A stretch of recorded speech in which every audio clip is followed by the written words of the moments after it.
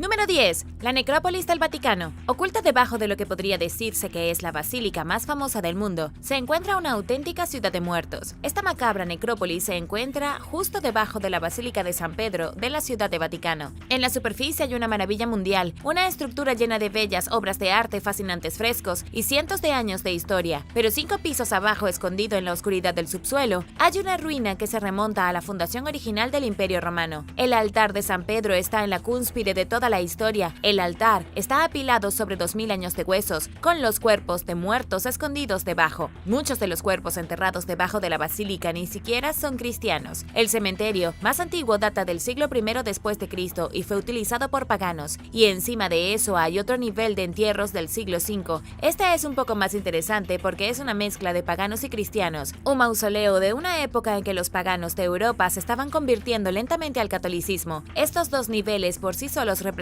aproximadamente el 90% del tiempo que el Imperio Romano estuvo en el poder, entre los años 27 a.C.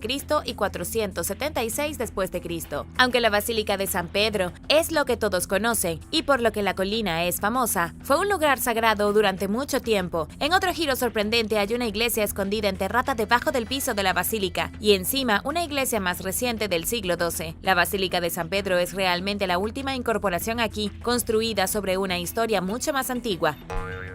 Número 9. La muerte del Papa Juan Pablo I. En septiembre de 1978, el Papa Juan Pablo I murió repentinamente y sin previo aviso. Su muerte se produjo solo 33 días después de haber sido elegido para el puesto de la Santa Sede. Lo inusual en este momento fue que surgieron informes contradictorios sobre las circunstancias de su muerte inesperada. Aparentemente hubo anomalías en el certificado de defunción y hasta el día de hoy nadie está completamente seguro de lo que le sucedió a uno de los papas con la vida más corta en la historia de la Iglesia. Lo que sí tenemos son muchas teorías de conspiración, cualquiera de las cuales podría ser una real. El único problema es que no tenemos suficiente evidencia para decir cuál es la correcta. Hay una teoría sobre el Banco del Vaticano, y los que estaban a cargo de esa ala particular del Vaticano eran tremendamente corruptos y estaban preocupados de que el Papa Juan Pablo I fuera a derribar el martillo. Supuestamente lo asesinaron para mantener sus finanzas seguras. La corrupción es real y está documentada. Sabemos que el director del Instituto para las Obras de Religión del Vaticano, una de las instituciones financieras más poderosas del mundo, está metido hasta el cuello en la corrupción. Su nombre era obispo Paul Marquintus y fue acusado en 1982 por ser cómplice del colapso del Banco Ambrosiano y perder aproximadamente 3.5 mil millones. También sabemos que uno de los cómplices del obispo era un hombre llamado Roberto Calvi, quien era miembro de la ilegal logia masónica italiana. Fue encontrado muerto en Londres en 1982, pocas semanas antes de que su corrupción se hiciera pública. Su muerte fue declarada autoinfligida, pero también hay muchas teorías de conspiración al respecto. La moraleja aquí es que mirando la muerte del Papa desde un ángulo externo, realmente parece que el Papa fue asesinado para proteger al banco, pero al final el escándalo fue demasiado grande para ocultarlo. Número 8. El Obelisco del Vaticano. Ubicado en el mismo centro de la Plaza de San Pedro en la Ciudad del Vaticano, se encuentra un antiguo monumento llamado Obelisco del Vaticano. La mayoría de la gente no podría decirte qué es, pero casi todos lo reconocerían si vieran una imagen del cuadrado. Es el pilar masivo justo en el centro de la plaza que parece un obelisco egipcio gigante de hace miles de años. Este monumento tiene miles de años y en realidad sí es egipcio. El obelisco fue robado de la ciudad egipcia de Heliópolis durante el reinado brutal de uno de los emperadores romanos más infames de la historia, Calígula. Pero la historia detrás del obelisco es aún más siniestra que eso. Después de que los romanos construyeran un barco especialmente diseñado para transportar el obelisco de Egipto a Roma, se utilizó para la ejecución de cristianos. El pilar estuvo en el circo de Gaius y Nerón durante el tiempo en que San Pedro fue crucificado. Los romanos llevaban a los cristianos a la base de esta misma estructura y luego los ejecutaron brutalmente. Tras el abandono del circo, la colina del Vaticano se convirtió en una necrópolis y en la Edad Media el obelisco seguía en pie en el mismo lugar con la sangre de los cristianos salpicada alrededor de su base. Fue solo en 1586 que el monumento finalmente se movió a su posición original y se colocó en el centro de la plaza. Y ahora el número 7. Pero primero, si eres un suscriptor que regresa, bienvenido de nuevo. Y si eres nuevo por aquí, también asegúrate de suscribirte y hacer clic en la campanilla de notificaciones, así no te perderás los próximos videos.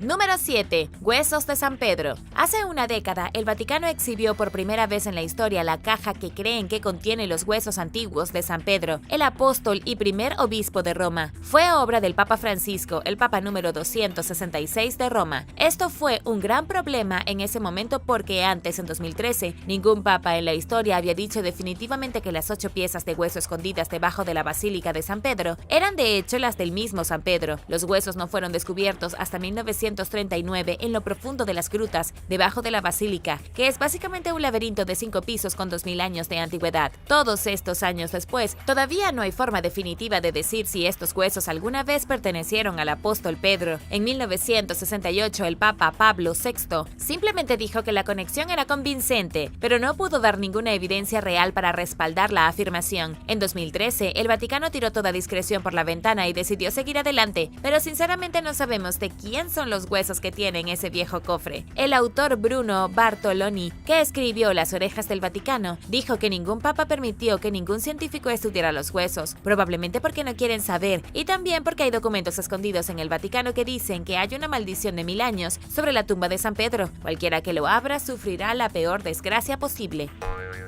Número 6. Papas prisioneros. Durante unos 60 años, ni un solo papa salió de la Ciudad del Vaticano. Fue uno de los momentos más extraños de la historia, en que cada papa se convirtió en prisionero de su propio pequeño reino. Había tardado mucho en elaborarse y finalmente entró en vigor el 13 de mayo de 1871. La Ley de Garantías italiana fue el intento del Reino de Italia de resolver el problema del papa. Odiaban que el papa tuviera tanta influencia y poder sobre la gente, por lo que la ley tenía como objetivo obligar a la Santa Sede a ser un súbdito ordinario de Italia y no un soberano. Prometieron tratar al papa con honores similares a los que le darían a un rey, pero él estaría bajo la estricta ley italiana. En respuesta, 5 papas se encerraron dentro del Palacio del Vaticano y no se fueron, comenzando por el Papa Pío IX, que murió en 1878. El papa estaba tan furioso que excomulgó al rey de Italia, básicamente sentenciándolo a cadena perpetua en el infierno. Terminó con el Papa Pío XI, quien finalmente llegó a un nuevo acuerdo con Benito Mussolini en 1929. Decidieron que la Ciudad del Vaticano sería su propio país y todavía lo es.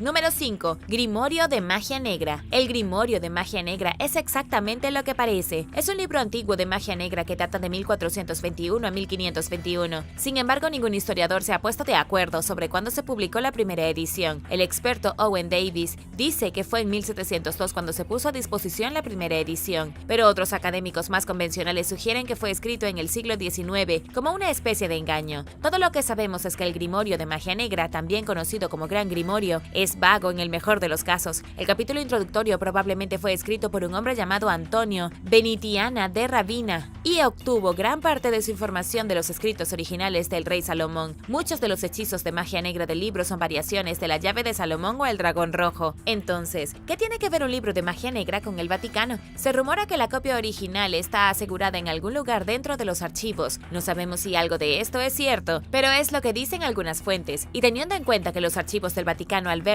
casi todos los textos religiosos relevantes del mundo, no sería una gran sorpresa. Tiene sentido que mantuvieran en secreto un libro que supuestamente puede convocar a Lucifer y darle a uno la capacidad de hacer un trato con el diablo.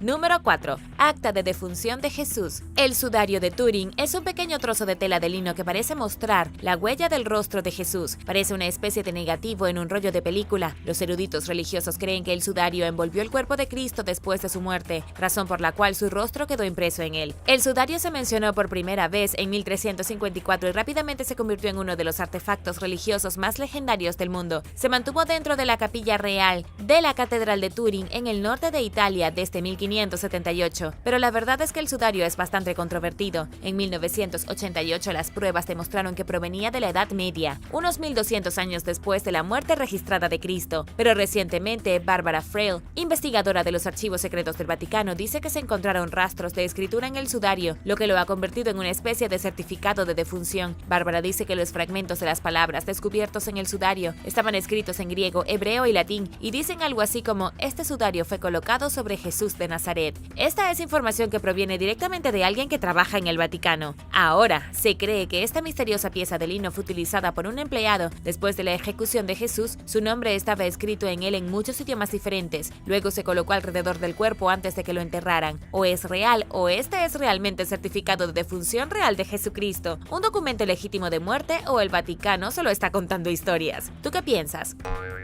Número 3. Los túneles de escape del Papa. El Passetto di Borgo se parece a cualquier otra antigua fortificación de piedra en la ciudad de Vaticano. Recorre 792 metros directamente desde la ciudad hasta el Castel Sant'Angelo, y la mayoría de la gente no sabe qué diablos es. Esta fortificación de piedra fue una vez un pasadizo secreto utilizado por los papas para escapar del peligro. El pasaje, que desde el exterior honestamente parece un muro ordinario, se construyó a partir del año 850 después de Cristo, a instancias del Papa Nicolás III, pero no se terminó hasta aproximadamente 650 años, hasta el reinado del Papa Alejandro VI en 1492. Era famoso por su corrupción y nepotismo, usando su posición y dinero para cuidar a sus hijos ilegítimos. De todos modos, terminó el pasadizo justo a tiempo. El Papa Alejandro usó su túnel de escape recién terminado para escapar cuando los franceses invadieron 2 años después. Todo este esfuerzo realmente no significó mucho, y solo un puñado de papas lo necesitó. El último que lo usó fue en 1527, cuando el Papa Clemente VII tuvo que escapar de las tropas amotinadas del ejército imperial del emperador del Sacro Imperio Romano Germánico. Las tropas se habían vuelto contra Carlos V y marcharon sobre Roma, y el Papa Clemente VII fue una de las pocas personas de alto nivel que escapó. Todo gracias a este túnel. En el 2000, como una forma de honrar el año del gran jubileo de la Iglesia Católica Romana, el Passetto fue renovado. En los últimos años, la Iglesia ha abierto los túneles a los visitantes durante un tiempo limitado cada verano. Número 2. Lucifer. Hay quienes dicen que escondido en las entrañas del Vaticano está la prueba de que el diablo existe. Estas son las mismas personas que creen que el Vaticano tiene evidencia de los extraterrestres. En otra desconcertante teoría de la conspiración, hay personas que creen que toda la Iglesia Católica, toda la ciudad de Vaticano y el mismo Papa están controlados por Lucifer. Todos ellos son títeres del diablo. Pero todo esto es solo especulación salvaje de una teoría de conspiración. Es cierto que no sabemos si el diablo existe. La única iglesia que tiene un demonio dentro es la iglesia de la Santísima Trinidad en Marylebone, en Westminster. La iglesia fue construida específicamente para celebrar la derrota de Napoleón. La representación de Lucifer vive dentro de esta iglesia en el Reino Unido, pero no es lo que piensas. El diablo fue puesto aquí por un artista local, un hombre llamado Paul Fryer, quien creó una estatua grotesca de Lucifer en cera con alas hechas de plumas reales, atrapadas en cables eléctricos. Es una de las cosas más espeluznantes de cualquier iglesia, especialmente una que ha estado en uso durante más de un siglo, aunque no se ha utilizado como lugar de culto desde la década de 1930. Pero por supuesto es solo el trabajo inquietante de un artista, no prueba que el diablo está dirigiendo el Vaticano.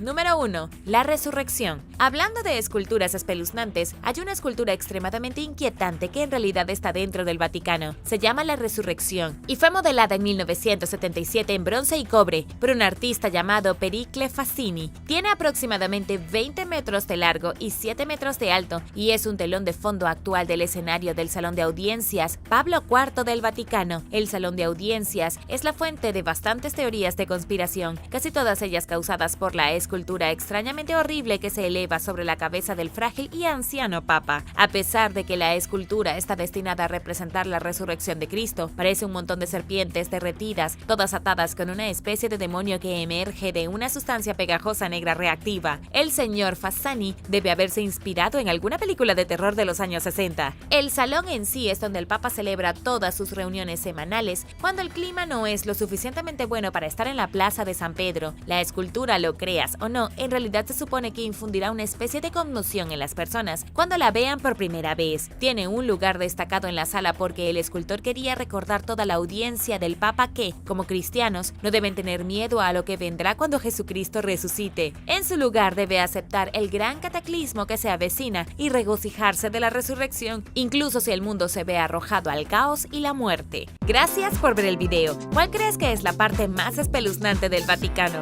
Déjame saberlo abajo en los comentarios. Y no olvides darle me gusta al video. Asegúrate de suscribirte antes de irte y nos vemos la próxima vez.